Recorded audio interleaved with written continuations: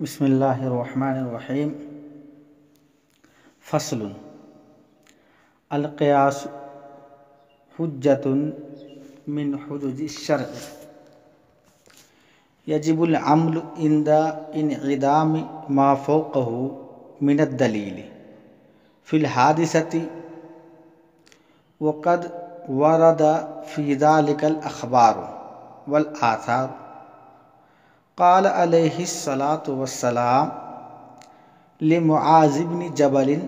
رضی اللہ تعالی عنہ حین بعثہ الی الیمن قال بما تقضی یا معاذ؟ قال بکتاب اللہ تعالی۔ قال فإن لم تجد قال بسنت رسول اللہ صلی اللہ علیہ وسلم۔ قال فإن لم تجد قال اجتہد برأیی، فصوبہ رسول اللہ صلی اللہ علیہ وسلم فقال الحمد للہ الذی وفق رسول اللہ علی ما یحب ویرضاہ۔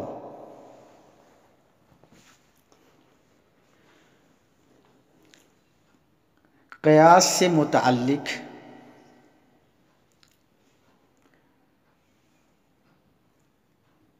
بنیادی بحثیں وہ آپ کے سامنے پیش کی جا چکی ہیں، جس میں آپ کو قیاس کی لغوی اور اصطلاحی تعریفات، قیاس کی حجت ہونے اور نہ ہونے میں اختلافات،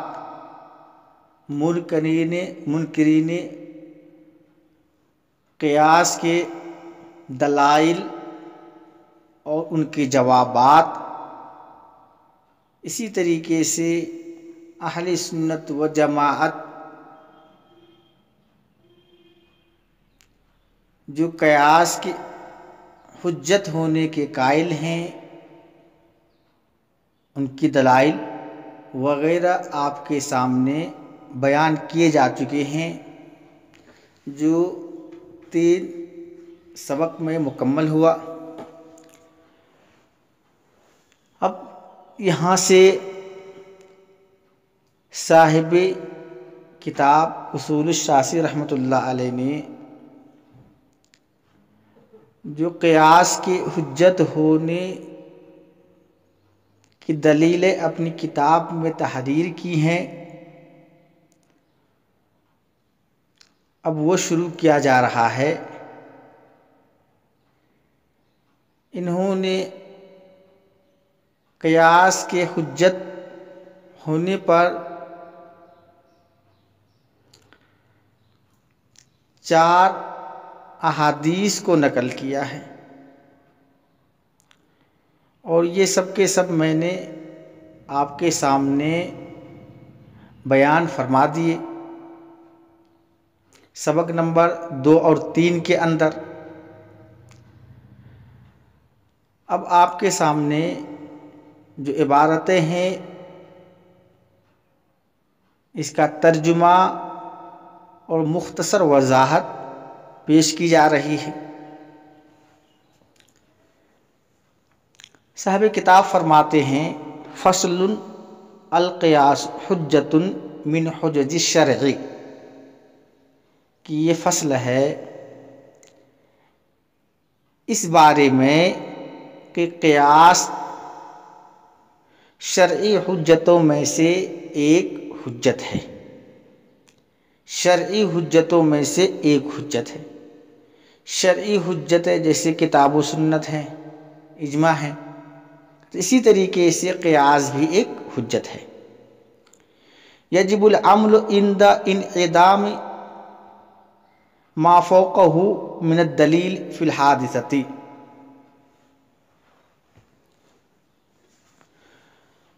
یجب العمل، اس پر عمل کرنا واجب ہے، کسی حادثہ واقعہ میں اس سے اوپر کی دلیل نہ ہونے کے وقت، اوپر والی دلیل نہ ہونے کے وقت، یعنی اگر کتاب و سنت میں کسی واقعہ، کسی حادثہ کی کوئی دلیل موجود نہ ہو تو ایسی صورت میں قیاس پر عمل کرنا واجب ہے۔ اگر اوپر کی یعنی کتاب و سنت میں کوئی دلیل موجود ہے تو پھر قیاس وہاں پر معتبر نہیں ہے۔ اس کی پوری تفصیل آگے جو سبق آئیں گے اس میں بیان ہوگا۔ اتنا آپ اجمالی طور پہ یاد رکھیے کہ قیاس وہاں معتبر ہے کہ جہاں پر کتاب و سنت کے اندر اس کی صراحت موجود نہ ہو۔ اگر کتاب و سنت میں دلیل موجود ہے اس مسئلے کی تو پھر وہاں قیاس کا کوئی اعتبار نہیں ہے۔ اسی بات کو صاحب کتاب نے فرمایا کہ یجب العمل عند انعدام ما فوقہ من الدلیل فی الحادثۃ، کہ قیاس پر عمل کرنا واجب ہے کسی حادثہ واقعہ میں اس کی اوپر والی دلیل کے معدوم ہونے کے وقت۔ وقد ورد فی ذلک الاخبار والآثار، اور اس بارے میں احادیث اور آثار وارد ہوئے ہیں، یعنی قیاس حجت ہے، اس سے متعلق احادیث بھی ہیں، آثار صحابہ بھی ہیں۔ اسی طریقے سے قرآن کے اندر بھی اس کی طرف اشارہ کیا گیا ہے کہ قیاس حجت ہے، قیاس معتبر ہے، جیسا کہ سبق نمبر 2 کے اندر جمہور کی دلائل کے تحت میں آپ کو بتلایا گیا تھا کہ دلیل نمبر 1 قرآن سے دیا تھا، اور باقی اس کے بعد جو ہے کہ 4 دلیلیں ہم نے احادیث سے دیا، اور 5ویں دلیل جو ہے ہم نے جو ہے دیا تھا عقل سے۔ اسی بارے میں کہا انہوں نے کہ وقد ورد فی ذالک الاخبار والآثار، اس بارے میں احادیث اور آثار وارد ہوئے ہیں۔ اب آگے صاحب کتاب حدیث بیان کر رہے ہیں۔ پہلی حدیث حضرت معاذ رضی اللہ تعالی عنہ کی ہے کہ جب اللہ کے نبی صلی اللہ علیہ وسلم نے ان کو یمن کا گورنر بنا کر، قاضی بنا کر بھیجا تو اللہ کے نبی صلی اللہ علیہ وسلم نے ان سے دریافت فرمایا کہ تم کس طریقے سے فیصلہ کرو گے؟ کہتے قال علیہ الصلاۃ والسلام لمعاذ بن جبل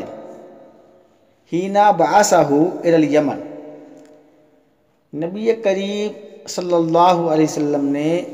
معاذ بن جبل رضی اللہ تعالی عنہ سے ارشاد فرمایا، حین بعثہ الی الیمن، جس وقت کہ آپ نے ان کو یمن کی طرف بھیجا،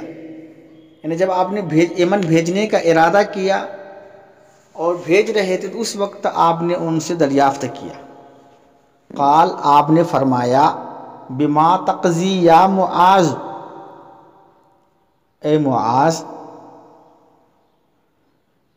تم کس چیز کے ذریعہ فیصلہ کرو گے؟ یعنی اگر تمہارے پاس کوئی معاملہ آ جائے گا، کوئی واقعہ پیش آئے گا، تم کس طریقے سے، کس چیز سے فیصلہ کرو گے؟ حضرت معاذ نے کہا بکتاب اللہ تعالی، کہ میں کتاب اللہ کے ذریعہ فیصلہ کروں گا۔ یعنی کتاب اللہ میں اللہ تبارک و تعالی نے اس واقعہ سے متعلق جو حکم دیا ہے میں پہلے کتاب اللہ میں تلاش کروں گا، اگر وہ واقعہ مجھے کتاب اللہ میں مل گیا تو پھر میں کتاب اللہ کے ذریعہ سے فیصلہ سناؤں گا۔ اللہ کے نبی صلی اللہ علیہ وسلم نے فرمایا، قال فإن لم تجد، کہ اگر تم کتاب اللہ میں اس واقعہ اس حادثہ سے متعلق کوئی رہنمائی نہ پاؤ، فَإِن لَمْ تَجِدْ، اگر تم نہ پاؤ کتاب اللہ میں تو کیا کرو گے؟ حضرت معاذ نے فرمایا قال بسنت رسول اللہ صلی اللہ علیہ وسلم، کہ اگر میں کتاب اللہ میں رہنمائی نہ پاؤں تو پھر میں رسول اللہ صلی اللہ علیہ وسلم کی سنت سے فیصلہ کروں گا، یعنی میں آپ کی سنت میں اس کے حکم کو تلاش کروں گا اور آپ صلی اللہ علیہ وسلم کے اقوال و افعال فرمودات میں اگر اس کی رہنمائی مل جائے تو میں اسی سے فیصلہ دوں گا۔ آپ نے فرمایا فَإِن لَمْ تَجِدْ، اگر تم میری سنت میں بھی نہ پاؤ تو کیا کرو گے؟ قال، حضرت معاذ نے فرمایا اجتہد برائے، جب آپ نے کہا کہ اگر سنت میں بھی تمہیں اس کی رہنمائی نہ ملے تو کیا کرو گے، تو حضرت معاذ نے فرمایا اجتہد برائی، تو پھر میں اس وقت قیاس کروں گا، اجتہاد کروں گا، اپنی رائے سے اجتہاد کروں گا، قیاس کروں گا، اور رائے اور اجتہاد کے ذریعہ سے میں فیصلہ دوں گا۔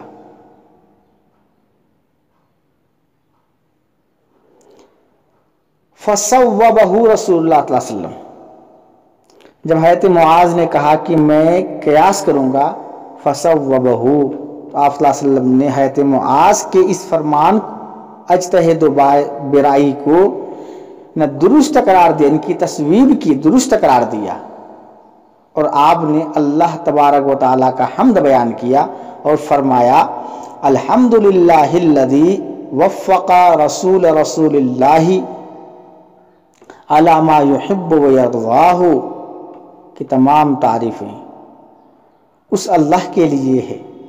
جس نے اپنے رسول کے قاصد کو ایسی بات کی توفیق دی جس کو وہ پسند کرتا ہے اور جس سے وہ راضی ہے۔ یعنی رسول کے قاصد حضرت معاذ کے متعلق اللہ کا حمد بیان کیا آپ صلی اللہ علیہ وسلم نے کہ اللہ نے میرے قاصد معاذ کو ایسی بات کی توفیق دی کہ جس سے اللہ اس کے رسول راضی اور خوش ہے۔ تو معلوم یہ ہوا کہ قیاس حجت ہے، یہ قابل مدح ہے، کیونکہ اگر قیاس حجت اور قابل مدح نہ ہوتا تو پھر اللہ کے نبی صلی اللہ علیہ وسلم حضرت معاذ کو ٹوکتے، منع فرماتے، نہ کہ ان کی تصویب کرتے اور اس پر اللہ کا حمد بیان کرتے۔ یہ تو پہلی دلیل یہ ہو گئی۔ دوسری حدیث صاحب کتاب بیان کرتے ہیں کہ وَرُوِيَ أَنَّ امْرَأَةً خَصْعَمِيَّةً أَتَتْ إِلَىٰ رَسُولِ اللَّهِ صلی اللہ علیہ وسلم فَقَالَتْ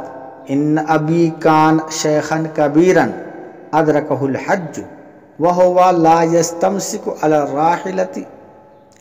فَيُجْزِئُنِي أَنْ أَحُجَّ عَنْهُ۔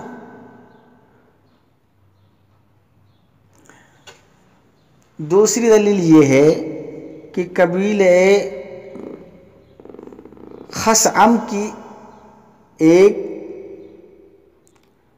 عورت، ایک صحابیہ نبی کریم صلی اللہ علیہ وسلم کی خدمت میں حاضر ہوئی، جن کا نام اسماء بنت عمیس تھا۔ حاضر ہونے کے بعد انہوں نے اللہ کے نبی صلی اللہ علیہ وسلم سے ایک مسئلہ دریافت کیا کہ میرے والد کے اوپر حج فرض ہے اور وہ بہت زیادہ بوڑھا ہو گیا ہے، سواری کے اوپر ٹھہر نہیں سکتا ہے، مدینہ سے مکہ کی مسافت بہت لمبی ہے، تو کیا ایسی صورت میں ان کی طرف سے حج کر لوں، یعنی حج بدل، تو کیا یہ حج ان کی طرف سے ادا ہو جائے گا؟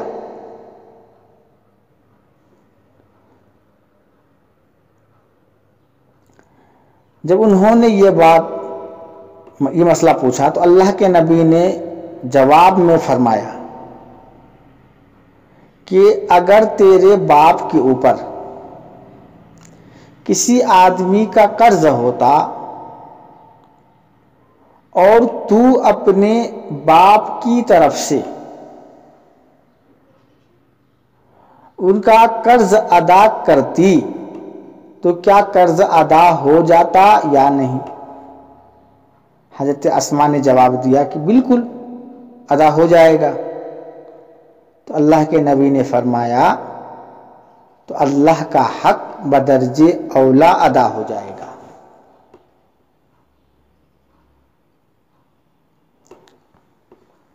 یہ کہتے وروی ان امرأۃ، روایت کیا گیا ہے کہ قبیلہ خثعمیہ کی ایک عورت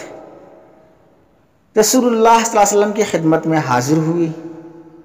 اور انہوں نے آپ صلی اللہ علیہ وسلم سے دریافت کیا ان ابی کان شیخن کبیرن، کہ میرا باپ بہت زیادہ بوڑھا ہو گیا ہے، ادرکہ الحج، اس کو حج نے پا لیا، یعنی اس پر حج فرض ہے، وہو لا یستمسک علی الراحلۃ، اور وہ سواری پر ٹھہر نہیں سکتا ہے، یعنی سفر کرنے کے لائق نہیں ہے، فیجزئنی ان احج عنہ، کیا اس کو میری طرف سے کافی ہو جائے گا اگر میں اس کی طرف سے حج کر لوں؟ آپ نے فرمایا ارأیتی لو کان علی ابیک دین فقضیتہ، تیری کیا رائے ہے اگر تیرے باپ کے اوپر قرض ہوتا اور تو اس کو ادا کر دیتی؟ اما کان یجزئک، کیا وہ تم کو کافی ہو جاتا؟ فقالت بلا، انہوں نے کہا کیوں نہیں، بالکل ہو جاتا۔ فقال علیہ السلام، تو آپ صلی اللہ علیہ وسلم نے فرمایا فدین اللہ احق و اولا، اللہ کا حق، اللہ کا قرض بدرجہ اولا ادا ہو جائے گا۔ یہ جواب دیا۔ اب کہتے دیکھیے یہاں پر کیا کیا اللہ کے نبی نے، الحق رسول اللہ صلی اللہ علیہ وسلم الحج فی حق الشیخ الفانی، اللہ کے نبی صلی اللہ علیہ وسلم نے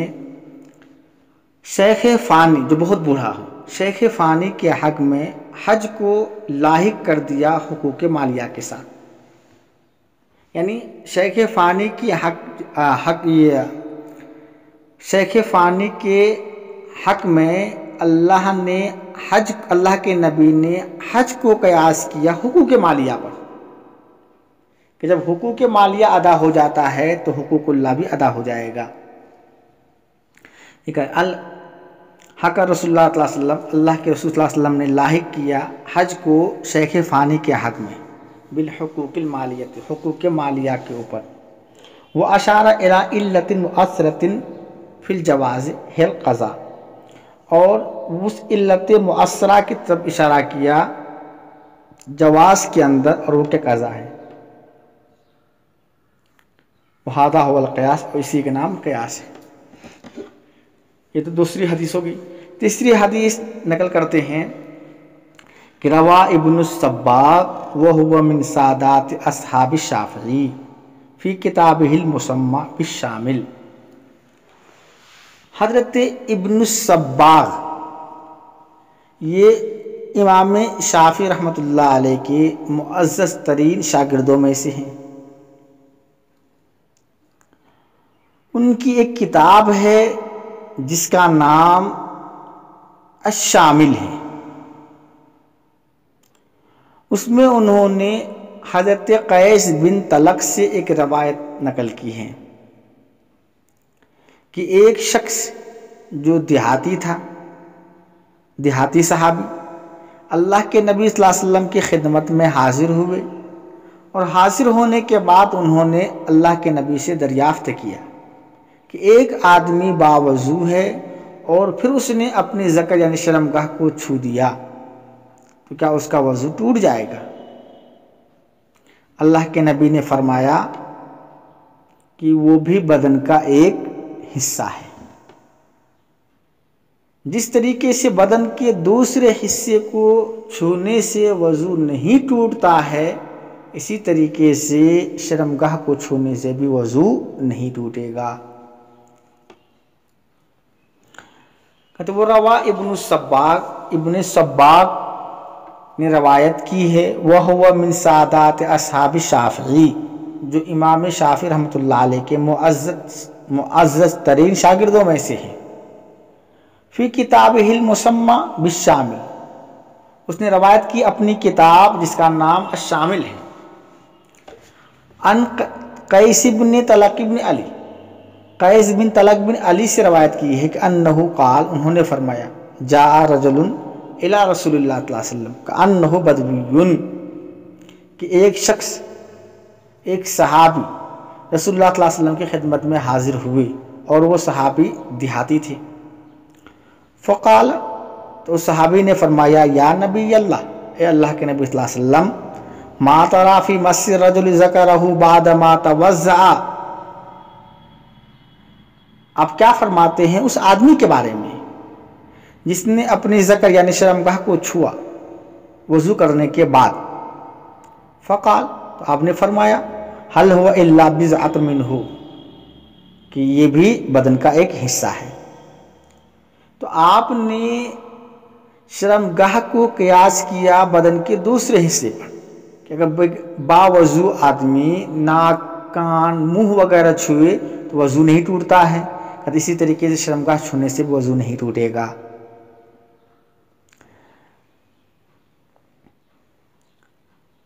تو وہ ھذا ھو القیاس، اور یہی کیا قیاس، اسی کے نام قیاس ہے۔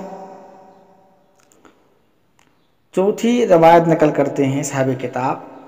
ابن مسعود سے کہ ایک عورت سے متعلق مسئلہ پوچھا گیا کہ عورت کا نکاح ہوتا ہے،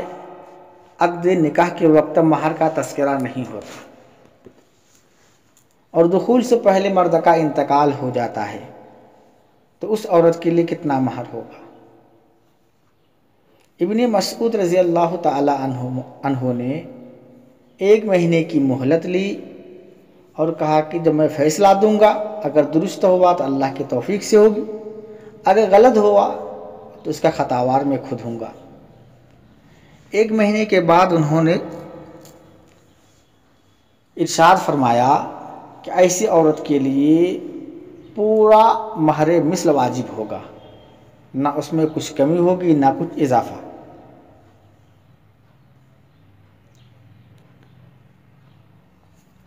اس روایت سے بھی معلوم ہوا کہ قیاس حجت شرعی ہے،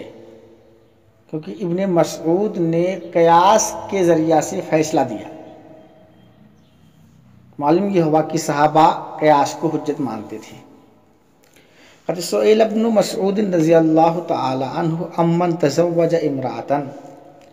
حضرت عبداللہ بن مسعود رضی اللہ تعالی عنہ سے پوچھا گیا امن تزوج، اس آدمی کے بارے میں